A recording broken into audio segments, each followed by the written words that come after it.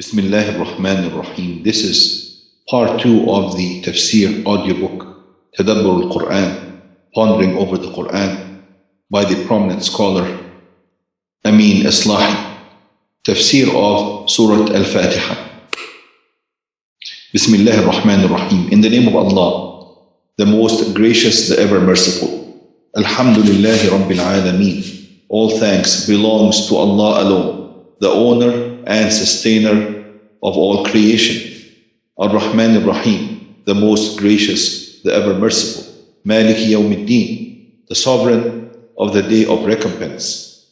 Iyaka na'budu wa iyaka nasta'een. You alone we worship, and you alone we call upon for help. Ihdina as-sirat al-mustaqim. Guide us the straight way. Sirat al-ladhina an'amta alayhim. The way of those whom you have favored. غير المغضوب عليهم ولا الضالين. Those who have not incurred your displeasure and those who have not gone astray.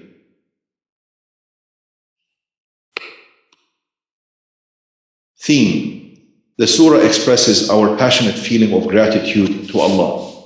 This feeling overwhelms or ought to overwhelm all sensible people who are willing to reflect upon His providence and His infinite compassion, mercy, and justice, manifest in diverse forms and manners in life and the universe around us. From this intense sense of gratitude, there springs a desire in the human being to adore and worship Allah alone and to call upon Him alone for help and guidance. The surah deals with the human quest and craving for guidance that is or should be generated in the heart as a result of this overwhelming sense of gratitude to Allah, the real benefactor and sustainer.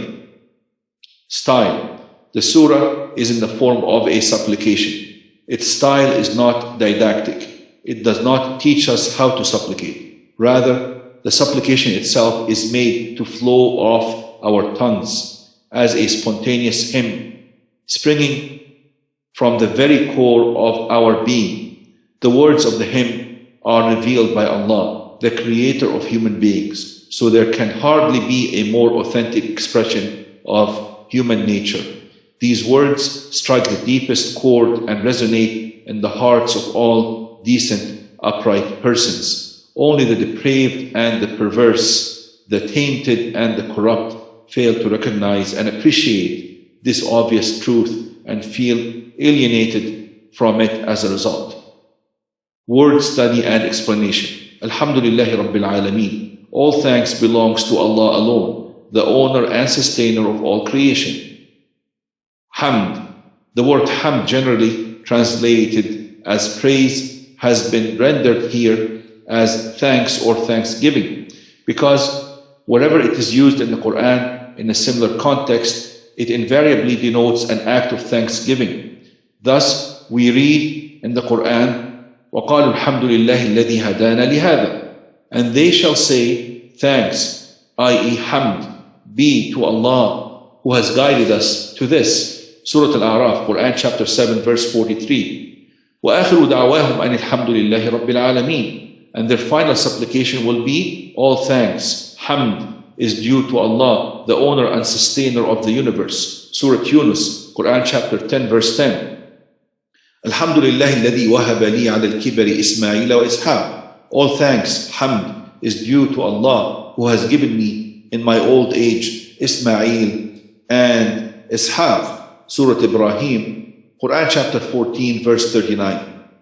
In common usage, the word praise has a wider connotation than thanksgiving or thanks. It expresses a blanket appreciation of the good qualities or attributes of a person or a thing, whether or not such persons or things have any bearing on us as their direct or indirect beneficiaries.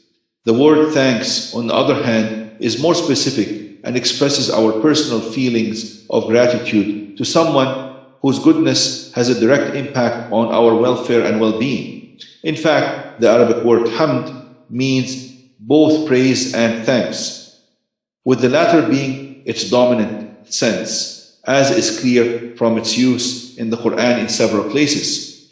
To convey its fullest meaning, therefore, we need either to add the words and thanks after praise, or better render it as thanks only.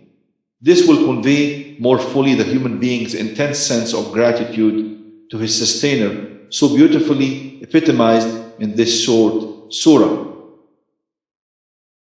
The use of the word praise on its own does not fully express the depth or the intensity of the human emotion of gratitude. A person may praise a good thing whether or not it has any beneficial effect on him personally, or whether he is in any way emotionally or physically involved.